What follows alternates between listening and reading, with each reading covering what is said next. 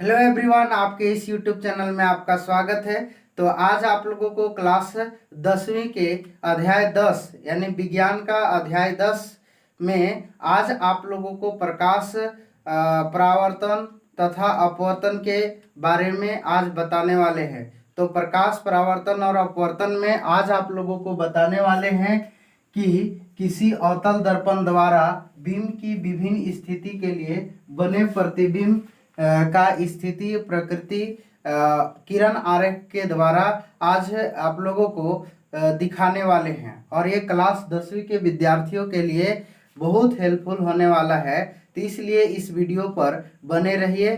और अगर ये वीडियो आप लोगों को अच्छा लगे तो ज़रूर लाइक कीजिएगा और अपने दोस्तों के पास शेयर कीजिएगा। तो चलिए दोस्तों, अब शुरू करते हैं। आप लोगों को बताते हैं कि अगर अवतल दर्पण है तो अवतल दर्पण में वस्तु को कहाँ पर रखेंगे, जो उसका प्रतिबिंब कैसा बनेगा, उसका प्रकृति कैसी होगी और स्थिति कैसा होगा। तो आप लोगों को यहाँ पर बताया गया है बिंब की स्थिति। ये बिंब की स्थिति है और इस बिंब की स्थिति से आप लोगों को किरण आरेख खींच करके आप लोगों को प्रतिबिंब की स्थिति और प्रकृति और आकार आज आप लोगों को बताने वाले हैं। तो चलिए, बिंब की स्थिति है ए में अनंत पर है। तो आप लोगों को बताते हैं कि सबसे पहले कि अवतल दर्पण वैसे दर्पण जिसका परावर्तक सतह अंदर की ओर क्या होगा, वक्रित होगा, यानी अंदर की ओर धंसा होगा। ठीक है ना। तो उसे क्या कहते हैं, अवतल दर्पण। देख सकते हैं अंदर की ओर धंसा हुआ है। ठीक है। और इधर जो इसे डॉट डॉट लाइन खींच रहे हैं तो इधर पॉलिश किया हुआ है और एक तरफ चिकना होगा, यानी वक्रित होगा। तो ये होगा अवतल दर्पण। अवतल दर्पण को हम लोग एमएन के रूप में दिखाएंगे। तो इस दर्पण में, अवतल दर्पण में बिंब की स्थिति का है अनंत पर है। बिंब की स्थिति कहाँ पर है, अनंत पर। तो अवतल दर्पण में प्रतिबिंब की स्थिति क्या होगा। ठीक है। तो चलिए, सबसे पहले क्या करेंगे, एक काल्पनिक रेखा खींचेंगे इस तरह से, जिसे हम लोग क्या बोलते हैं, इसको मुख्य अक्ष कहते हैं। ठीक है। यानी एक ध्रुव से मिलाने वाली एक काल्पनिक रेखा, कोई भी दर्पण हो, अवतल चाहे उत्तल। तो अवतल दर्पण में क्या होता है, ध्रुव को मिलाने वाली एक काल्पनिक रेखा को क्या बोलते हैं, मुख्य अक्ष। तो ये मुख्य अक्ष इस तरह से खींचेंगे और मुख्य अक्ष खींचने के बाद अब यहाँ पर वस्तु की स्थिति अनंत पर है। तो वस्तु की स्थिति अनंत पर है, यहाँ पर मान के चलिए ये अनंत है। ठीक है ना। तो अनंत पर ये क्या है, बिंब की स्थिति है। तो प्रतिबिंब कहाँ पर बनेगा, तो आप लोगों को बताने वाले हैं कि जब भी वस्तु होती है, ठीक है, तो वस्तु के जो सिरा होता है, उस वस्तु के सिरे से मुख्य अक्ष के समांतर एक आपतित किरण हम लोग इस तरह से खींचेंगे। ठीक है। यानी आपतित होगी इसकी प्रकाश और ये दर्पण की ओर जाएगा। समझ में आ गया। और दर्पण से टकरा करके फोकस से होते हुए गुजरती है। याद रखिएगा कि कोई भी वस्तु का जब प्रतिबिंब किरण आरेख खींचेंगे, ठीक है, तो उसके वस्तु के सिरे से, ठीक है, वो मुख्य अक्ष के समांतर एक क्या करेंगे, किरण आरेख खींचेंगे। तो किरण खींचे और ये अवतल दर्पण पर टकरा करके ऐसे फोकस से होते हुए गुजरेगा। यानी हम यहाँ पर फोकस लिख देते हैं, फोकस से ही गुजरेगा। पहले हम इसलिए नहीं लिखे कि इधर उधर लाइन खींचने में होगी, जिसके कारण अभी फोकस नहीं लिखे। तो खींच लिए, इसके बाद जहां मुख्य अक्ष पर जहां कटेगा वहीं क्या कहलाता है, फोकस, मुख्य फोकस कहलाता है। अब ये मुख्य फोकस हो गया। ठीक है। अब इधर से भी खींचेंगे अगर इस सिरे से, ठीक है ना, तो ये दर्पण में टकराया और दर्पण में टकरा करके फिर किधर की ओर चले जाएगी, मुख्य फोकस से होते हुए गुजरेगी। इस तरह से देख सकते हैं। ठीक ना। और इसके सिरे से, अगर इसके सिरे से फिर क्या करेंगे, यहां पर एक वक्रता केंद्र होगी। ठीक है। तो जहां पर ये कटा, ठीक है ना, जहां पर कटा वहीं क्या हो जाएगा, उस वस्तु का प्रतिबिंब बनेगा। जैसे यह मुख्य अक्ष के समांतर है, अवतल दर्पण में टकराया, टकरा कर फोकस से होते हुए गुजरेगा, इधर से भी खींचे तो फोकस से होते हुए गुजरेगी। ठीक है, तो जहां पर कटेगा वहीं प्रतिबिंब की स्थिति होगा। तो बताइए अब प्रतिबिंब की स्थिति कहां पर कटा? फोकस पर। तो प्रतिबिंब की अगर वस्तु अनंत पर होगा, ठीक है, तो प्रतिबिंब की स्थिति होगी प्रतिबिंब, प्रतिबिंब की स्थिति। तो प्रतिबिंब की स्थिति कहां होगा, कहां बनेगा? फोकस पर। कहां बनेगा? फोकस पर। ठीक है ना। और इसका जो साइज होगा, प्रतिबिंब की साइज, वो बिंदु साइज का होगा। कैसा होगा? बिंदु साइज का, यानी बहुत छोटा होगा, बिंदु साइज का छोटा छोटा प्रतिबिंब बनेगा।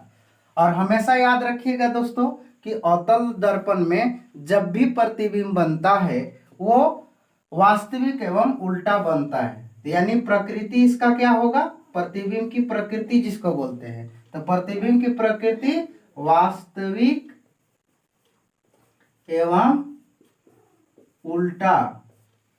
ठीक है ना। प्रतिबिंब की स्थिति फोकस पर बनेगा और साइज क्या होगा? बिंदु साइज का, बहुत छोटा होगा। और प्रकृति इसकी होगी प्रतिबिंब की वास्तविक एवं उल्टा प्रतिबिंब बनेगा। ठीक है, तो ये हुआ आप लोगों का पहला, यानी ए का बिंब की स्थिति ए में अनंत पर है वस्तु, तो प्रतिबिंब कहाँ बनेगा? फोकस पर। और प्रकृति कैसी होगी? वास्तविक एवं उल्टा, और साइज है बिंदु साइज का होगा। तो चलिए इसी तरह से आगे आप लोगों को बताते हैं। बी नंबर में लिखा हुआ है सी से परे, यानी सी के मतलब यहाँ पर हुआ वक्रता केंद्र से परे। ठीक है ना, यानी वक्रता केंद्र से पहले। ठीक, तो अब सबसे पहले क्या करेंगे आप लोग? जब भी ऐसा किरण आरेख बनाना है तो सबसे पहले आप क्या करेंगे? अवतल दर्पण एक बनाएंगे। ठीक है ना, इस तरह से अवतल दर्पण बनाएंगे। ठीक ना, अवतल दर्पण।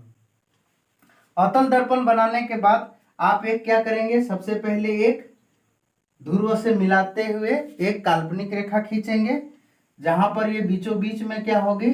दर्पण के बीचों बीच जो केंद्र होगा वो ध्रुव कहलाता है, सेंटर। ठीक है ना, पोल।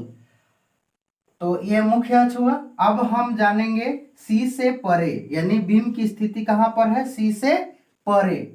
तो सी से परे मान के चलिए इधर है, यानी वक्रता केंद्र यहां पर हो गया। ठीक है, तो वक्रता केंद्र से परे वस्तु है। ठीक है, वस्तु का हम यहाँ नाम दे देते हैं ए और बी। अब इस वस्तु को है, इस वस्तु के सिरे से क्या करेंगे? एक आपतित किरण खींचेंगे ऐसे। ठीक ना, क्या खींचेंगे? आपतित किरण, यानी वस्तु के हेड से खींचेंगे।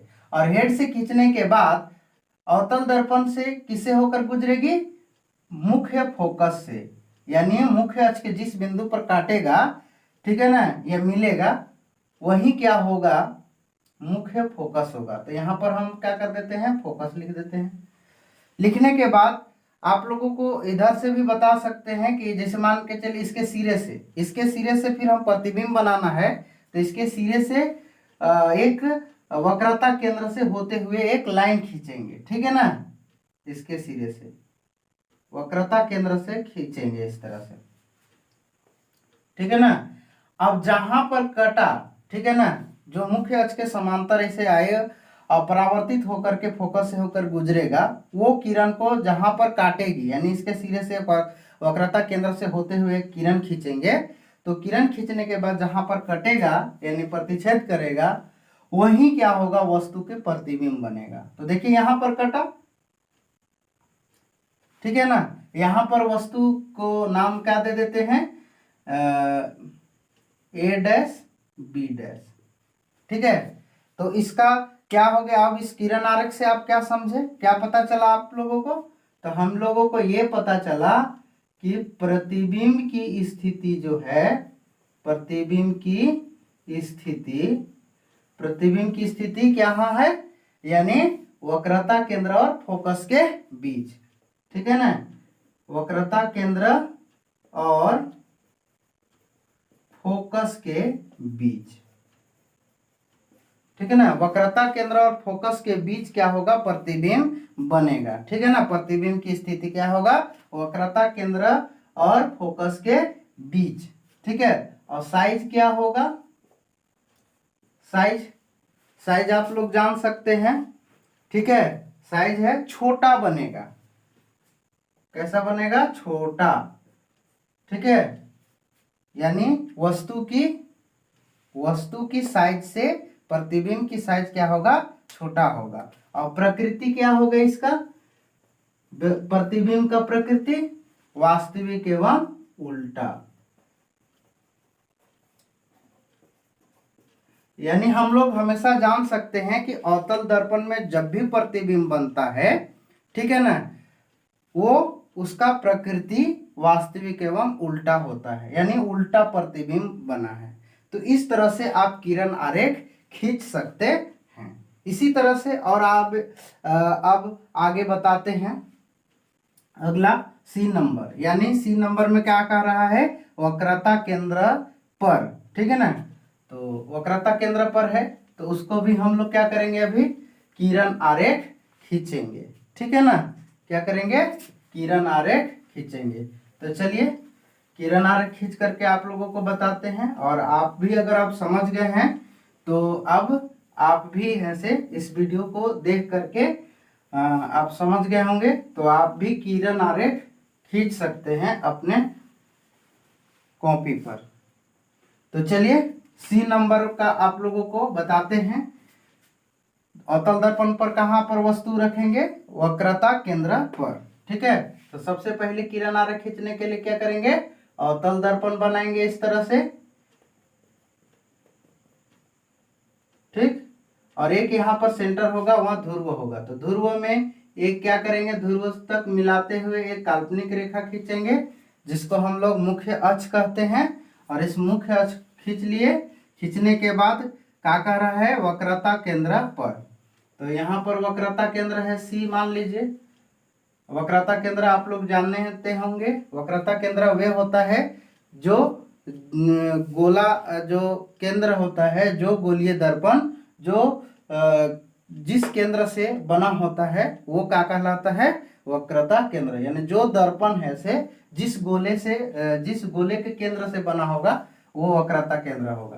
तो वक्रता केंद्र पर हम क्या करेंगे, यहाँ पर वस्तु रखेंगे, ठीक है। वक्रता केंद्र पर यहाँ पर वस्तु हम रखते हैं। और इस वक्रता केंद्र पर रखने के बाद फिर क्या करेंगे हम लोग, उस वस्तु के सिरे से, ठीक है, ऐसे किरण खींचेंगे। और किरण खींचने के बाद दर्पण से टकरा करके ऐसे मुख्य अक्ष के जिस बिंदु पर काटेगी वो मुख्य फोकस कहलाएगा। तो यह मुख्य फोकस से होते हुए गुजरेगा, बस ये जानना है आप लोगों को। अब इसके बाद आप लोगों को बताए हैं कि उसके हेड से, उसके सिरे से, ठीक है ना, उसके सिरे से, किसके सिरे से, वस्तु के सिरे से। तो वस्तु के सिरे से इसे खींचेंगे वक्रता केंद्र से होते हुए, तो नीचे का ही खींचाएगा, इस नीचे का। या आप ये भी कर सकते हैं कि इसके सिरे से, ठीक है ना, उसके सिरे से मुख्य फोकस से होते हुए एक ऐसे लाइन खींचेंगे ना। तो लाइन खींचने के बाद ये परावर्तन के बाद ये जो टकराएगा, ठीक है, ऐसे ये तो इधर से आई। अब इसके बाद ये खींचा, इसे टकराया, और टकराने के बाद जिस बिंदु पर कटेगा वहीं उसका प्रतिबिंब बनेगा। तो ध्यान रहे दोस्तों, ये अच्छा से लाइन खींचिएगा तभी आपका बनेगा। सीधा ऐसे खींचिएगा, ठीक है ना, तो यहाँ पर आकर के कटेगा, ठीक है, इस तरह से। तो यहाँ पर इसका प्रतिबिंब बन गया। यानी हम यहाँ पर वस्तु का नाम दे देते हैं ए और बी, और प्रतिबिंब का ए डैश बी डैश। तो इसका आप जान गए कि अगर वक्रता केंद्र पर वस्तु रखेंगे तो प्रतिबिंब भी कहाँ बनेगा, वक्रता केंद्र पर, ठीक है। तो यानी हम लोग जाने कि प्रतिबिंब की जो स्थिति होगा, प्रतिबिंब की स्थिति वो वक्रता केंद्र पर बनेगा, यानी सी पर ही ना, वक्रता केंद्र पर। और साइज क्या होगा, साइज जो होगा समान साइज का होगा। ठीक है, जितना वस्तु की आकार होगा उतना ही प्रतिबिंब का भी आकार होगा।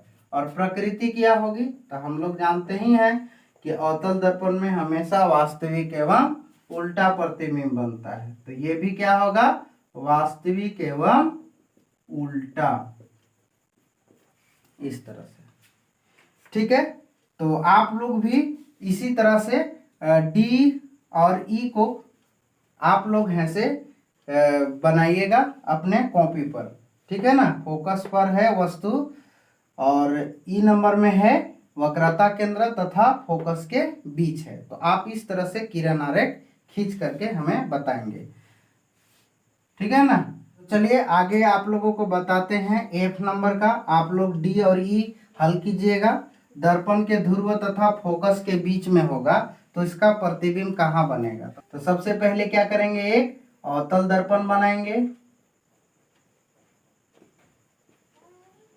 और अवतल दर्पण बनाने के बाद क्या करेंगे, एक काल्पनिक रेखा इस तरह से खींचेंगे दर्पण से ध्रुव से मिलाते हुए, दर्पण के ध्रुव से मिलाते हुए काल्पनिक रेखा खींच लिए जिसे मुख्य फोकस कहते हैं। बीम की स्थिति क्या है, दर्पण के ध्रुव तथा फोकस के बीच, यानी यहाँ पर मान के चले फोकस है तो यहाँ पर बीम की स्थिति है जिसका नाम दे देते हैं ए और बी। इसके बाद आप लोगों को बताया है प्रतिबिंब बनाने के लिए कि उसे वस्तु के सिरे से उसे प्रकाश आपतित हुए एक किरण खींचेंगे यानी रेखा खींचेंगे और दर्पण से टकराते हुए फिर किससे होते हुए गुजरेगा, फोकस से। ठीक है ना, फोकस से होते हुए गुजरेगा। इसके बाद क्या करेंगे, उसके सिरे से प्रतिबिंब बनाने के लिए वस्तु के सिरे से वक्रता केंद्र से गुजारते हुए आगे खींचेंगे। ठीक है ना, इस तरह से सीधा खींचिएगा तो अच्छा होगा, तभी बनेगा प्रतिबिंब। तो देखिए इस तरह से आगे ये नहीं मिलेगा तो इसको हम क्या करेंगे, आगे की ओर ऐसे खींचेंगे और इधर हम लोग डॉट डॉट डॉट से मिलाएंगे। ठीक है ना, तो यानी जहां पर बनेगा वहीं यानी जहां पर कटेगा वहीं उसका प्रतिबिंब बनेगा। तो देखिए दर्पण के पीछे बन रहा है। ठीक है ना, दर्पण के पीछे, इसका नाम दे देते हैं ए डैश बी डैश। तो हम ये जाने कि अवतल दर्पण में दर्पण के ध्रुव तथा फोकस के बीच अगर कोई वस्तु होता है तो उसका प्रतिबिंब की जो स्थिति होती है, यहाँ पर बता रहे हैं प्रतिबिंब की स्थिति। तो प्रतिबिंब की स्थिति क्या होगा, आप जान सकते हैं प्रतिबिंब की स्थिति यानी दर्पण के पीछे बनेगा। ठीक है ना, दर्पण के पीछे, यहाँ पर लिख सकते हैं दर्पण के पीछे, दर्पण के पीछे बनेगा और इसका साइज होगा, प्रतिबिंब की साइज विवर्धित होगा। विवर्धित यानी विवर्धित के मतलब बड़ा प्रतिबिंब बनेगा। समझ में आ गया। और इसका प्रकृति जो होगी, प्रकृति आभासी तथा सीधा, आभासी तथा सीधा, आभासी तथा सीधा प्रतिबिंब बनेगा।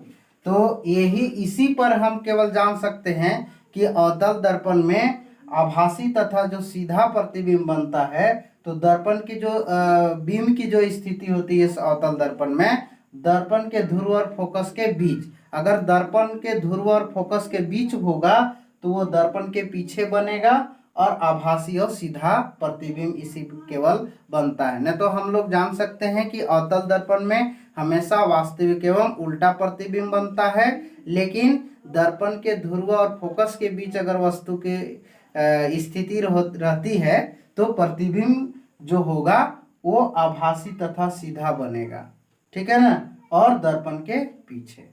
तो ठीक है दोस्तों, बस इतना ही। अगर ये वीडियो आप लोगों को अच्छा लगे तो जरूर लाइक कीजिए और अपने दोस्तों के पास शेयर कीजिए। अगर आप इस YouTube चैनल में आप नए हैं तो इस चैनल को जरूर सब्सक्राइब करें और अपने दोस्तों के पास भी शेयर करें। ठीक है।